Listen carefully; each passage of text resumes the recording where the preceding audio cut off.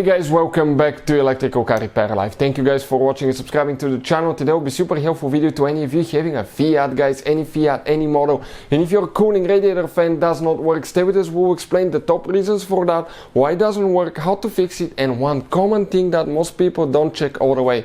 So make sure to stay until the end. Before we start, let me tell you a little bit about us. Every single car we get here at the garage, we try to make at least 200 to 300 free repair videos. Why we do that? Because our mission in the shop is to save you as much money as we can. All we need, guys, in return, please subscribe to the channel, like the video. That way we can keep making these absolutely free videos. And if you guys need to buy any parts, tools for a good price and quick shipping, check out the link in the description of the video below. You can save a ton of money, and that's where we get all our tools and supplies from. So we'll be demonstrating on a Fiat 500 bar, but even if you have a different one, the procedure will be about the same. Radiator fan usually is located right behind the radiator. That's the fan right there that you see, and that's the fan motor, a little bit cramped up here. But what can actually cause the radiator fan not to work? It could be multiple things, and we're going to share that with you today.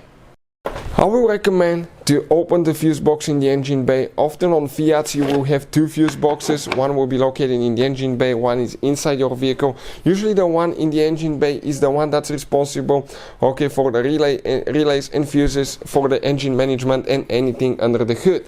And often, guys, you will have up to two fuses for the radiator fan. You may have one, but often you will have two. One could be low speed, one could be high speed.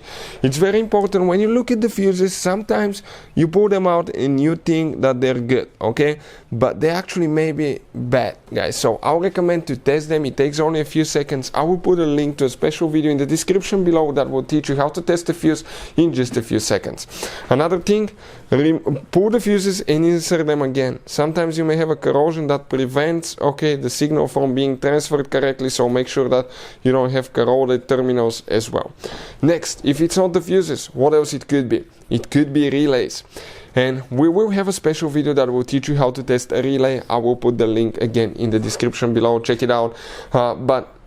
You will often have one or two relays. Most often it will be two relays, due to the fact that one is for low speed, one is for high speed. So check the relays, remove them again, test them, insert them, make sure you don't have any corrosion as well. Next, if the radiator fan, guys, actually worked for a long time, you live in a hot climate, you use the AC quite often, it could be a worn bad motor sometimes that can cause that as well. So it could be a bad fan. We will have a video on our channel that will teach you how to test radiator fan on Fiat. Check it out, it will be on our channel. After that, you will need to make sure that the radiator fan is connected. Okay, number 4, make sure the radiator fan wire is connected. Number 5, in some Fiats you may have a radiator fan where you actually have a computer box on the fan.